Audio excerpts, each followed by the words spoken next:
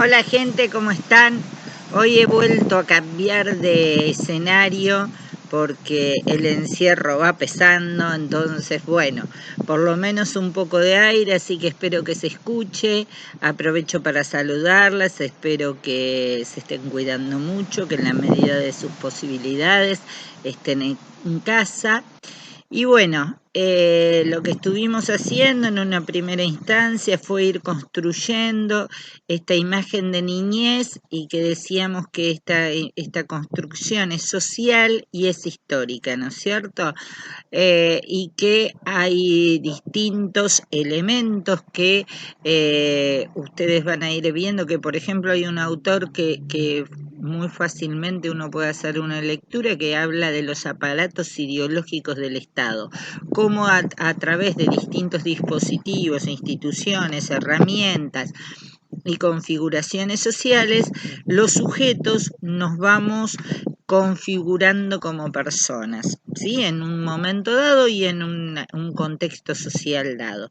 Y para ello interviene la familia, la escuela, la religión, la ley, hasta las prácticas deportivas, los medios de comunicación, en sí, todo lo que el armado social en un momento va configurando el ideario de ser niño. Y bueno, justamente cuando se escapa a ese ideario. Bueno, en esta oportunidad vamos a ese tema esperar un poco y para retomarlo en nuestros próximos encuentros. Y hoy lo que vamos a hacer es trabajar con la configuración de familia, que también es una construcción social y también va cambiando a través del tiempo el modo y lo que se espera de las familias, ¿sí? En ese sentido, yo voy a usar una autora que voy a traer a referencia, una autora que ustedes se las nombré en el encuentro anterior, que se llama Lobato, y que trabaja con infancias argentinas. Bueno, seguimos un poco con el cabello al viento. Les decía que vamos a construir, hacer un recorrido, esto de infancias argentinas, y poder visualizar que la familia, que la escuela y que la sociedad ha propuesto como la familia tipo, la ha denominado así, familia tipo, no siempre fue ese formato de familia. Si nosotros vamos, y como lo estuvimos viendo en nuestros primeros encuentros, pudimos ir charlando que las familias precolombinas, por ejemplo, poligámicas, donde los mayores se ocupaban o había determinadas personas que se ocupaban de la educación de las jóvenes generaciones, había distribución de actividades, los roles y funciones dentro de las sociedades, por allí diferentes a lo que nosotros hoy podemos conocer. Aquellas familias ampliadas que después la época fue marcando, como por ejemplo en un mismo lugar vivían varias generaciones juntas y le enseñaban también, los adultos mayores le enseñaban a las nuevas generaciones. Si nosotros recorremos la Edad Media, este formato de familia plebeya de alguna manera, que mucho dedicada a las actividades agrarias, los chicos en realidad era un paso para empezar con esas actividades económicas, y los adultos eran los dedicados a la enseñanza. Otra realidad vivía las familias más acomodadas.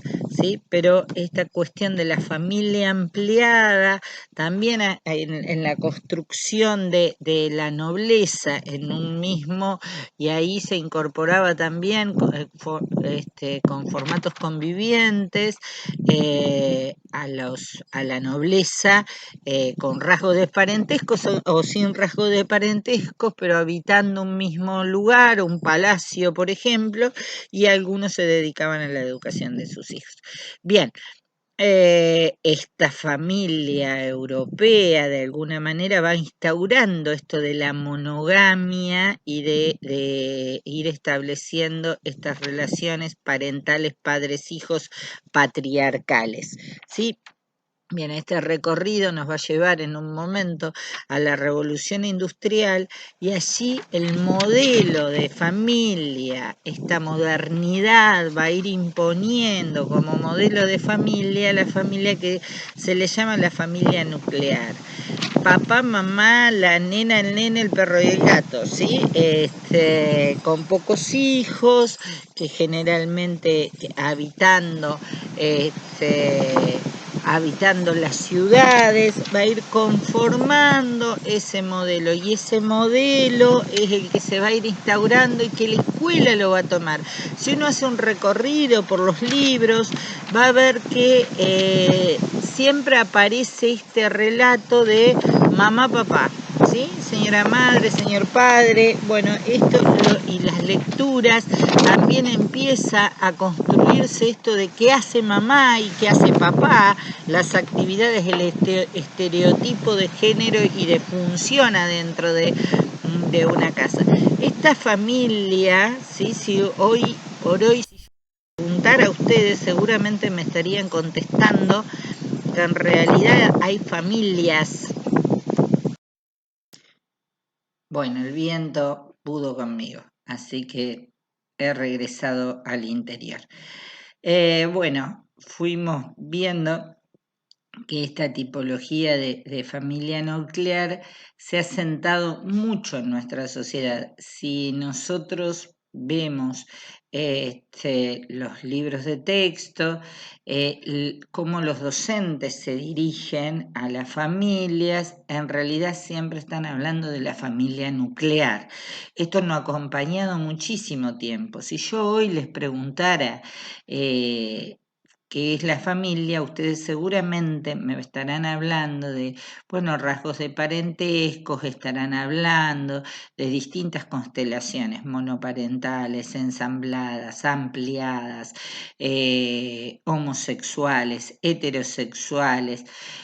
Bien, la disposición familiar y en su constelación es, podríamos afirmar de alguna manera, diversa, ¿sí? Ahora después también vamos a ver si esa diversidad está apropiada desde el discurso y si se lleva a la práctica o no. Y si incurrimos en estos modos de familias, nuevamente nucleares. Bueno, entonces, en lo discursivo uno puede afirmar que las constelaciones familiares son diversas y variadas. Las prácticas también han construido estas visiones de familias, y no hablamos de familia, sino de familias. Legalmente se ha constituido también la apropiación de otros formatos familiares. Por ejemplo, la legislación argentina establece la posibilidad de divorcio para los matrimonios civiles. Bien, también el reconocimiento en el derecho sucesorio, por ejemplo, de las uniones de hecho, es decir, cuando no se ha establecido, cuando no se constituyó el matrimonio civil. Bien, también el cambio de posibilidades de adopción considerando las diferentes constelaciones familiares.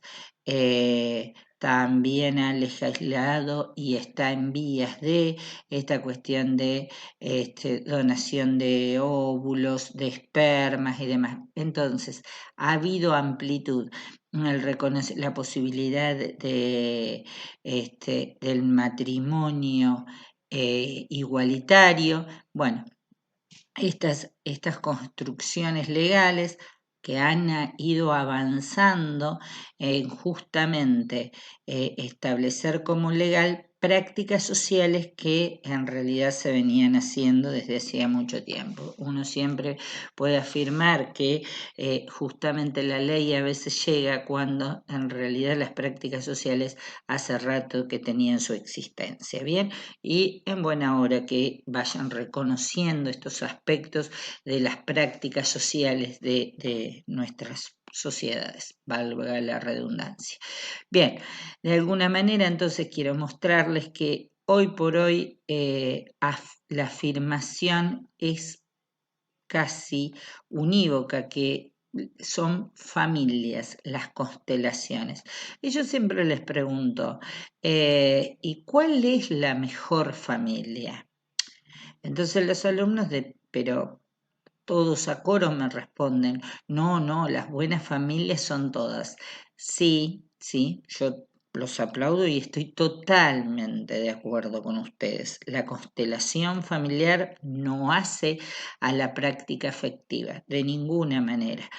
Ahora también es cierto que cuando empezamos a caminar, la gente vuelve a marcar como ideario la familia nuclear o como resultante de una práctica social. Les voy a dar un ejemplo que después esto lo vamos a retomar.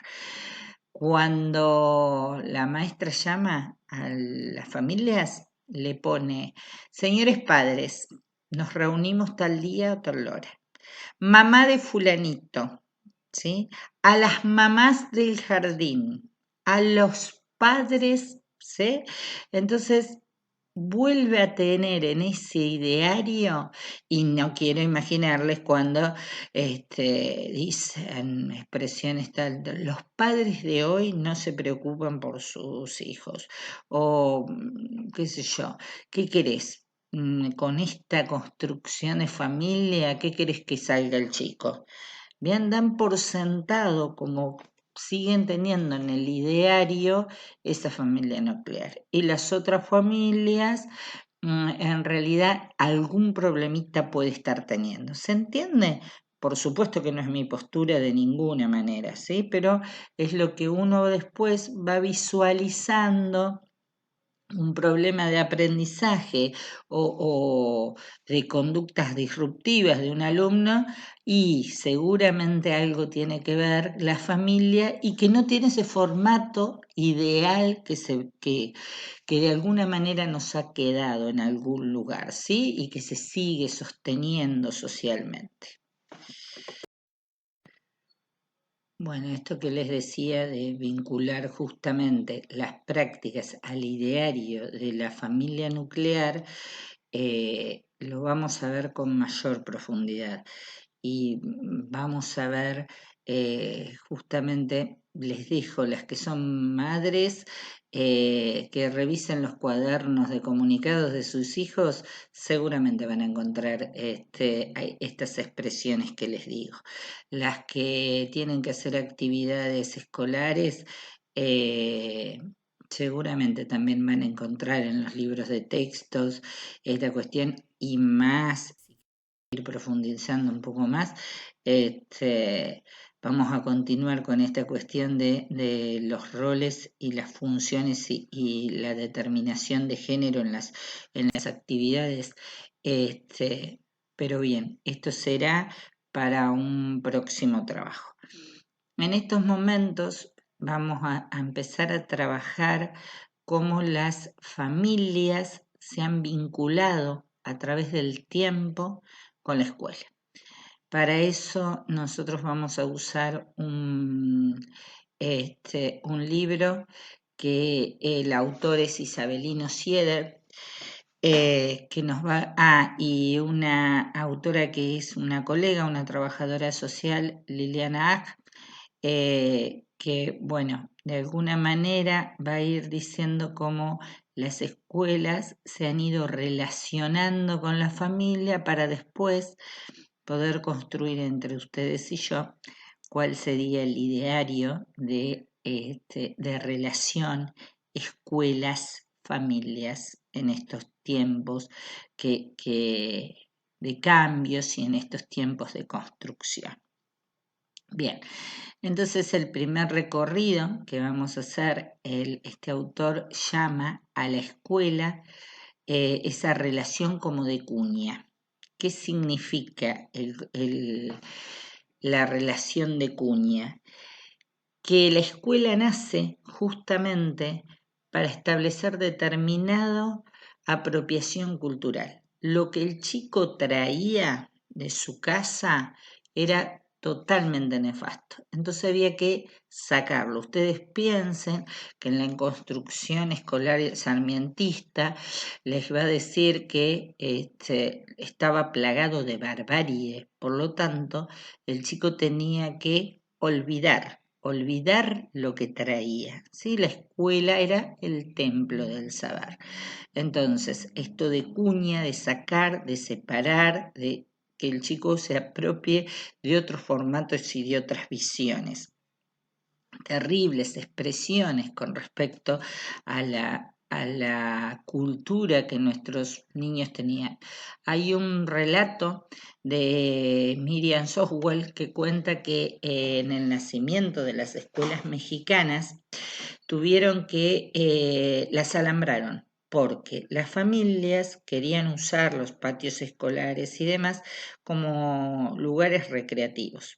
Y en realidad para el Estado también, Estado en conformación, decía que bueno, se llegaba a la chusma, por lo tanto había que cerrar esos espacios, que esos espacios no fueran públicos, sino que hubiera una división entre la niñez, que era como una promesa para el aprendizaje, y lo que consideraban las familias. Así que el menosprecio, las formas, bueno, ustedes lo pudieron ver en algunos videos que yo le pasé, donde dice, bueno, qué pasaba con las corrientes migratorias, ¿no? Había que conformar el Estado Nacional y todo lo que traían culturalmente no era lo deseable, porque si bien se proponía una cultura europea, pero de determinadas clases sociales del europeo, no las corrientes migratorias.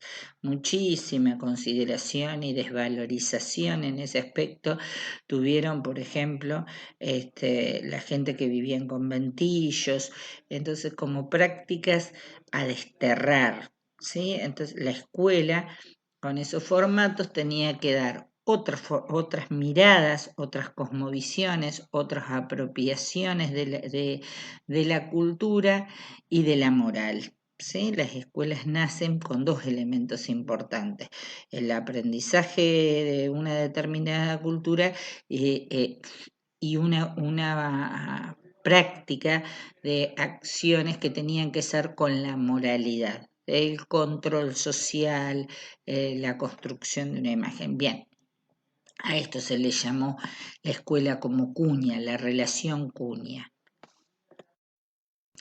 Bueno, para continuar de alguna manera, la otra relación que este autor propone entre las familias y la escuela es la relación de prótesis. Acá, por ejemplo, Juana Manso dice que Juana Manso, quien crea los jardines de infantes en la República Argentina, por eso muchos de ellos llevan su nombre. Dice, había una cuestión de la necesidad que el chico esté cuanto más tiempo, más chiquito posible adentro de la escuela, porque ella consideraba justamente lo pernicioso que era que el chico viviera con esas familias, ¿sí?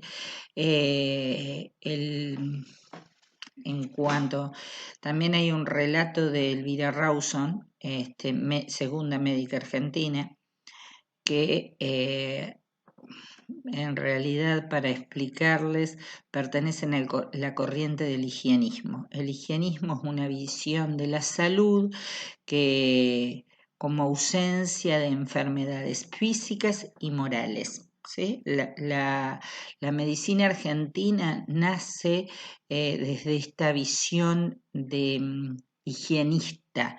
Había que controlar, corregir, reeducar a estas poblaciones que escapaban a los modelos culturales y de relación que serían los óptimos moralmente hablando, ¿sí? Así, Elvira Rawson va a decir que, bueno, que era pernicioso las familias y la escuela entonces tenía que estar hablando, tenía que estar siendo una prótesis, tenía que estar readaptando a esos niños y cuanto más chiquitos empezaran, mejor.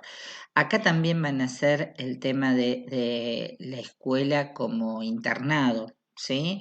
Entonces, cuanto más tesis lograban hacer una convivencia desde la mirada educativa y de la salud, mejorarían las condiciones de vida de esos chicos y esos chicos serían en un futuro buenos integrantes de esta sociedad. Bien, si uno lo rastrea, gente, es capaz que encuentra algún pensamiento de este estilo hoy por hoy. Yo siempre digo que hay veces que las construcciones sociales no desaparecen, se ocultan, se desdibujan, se maquillan, pero en realidad por allí en algunas cuestiones vuelve a suceder.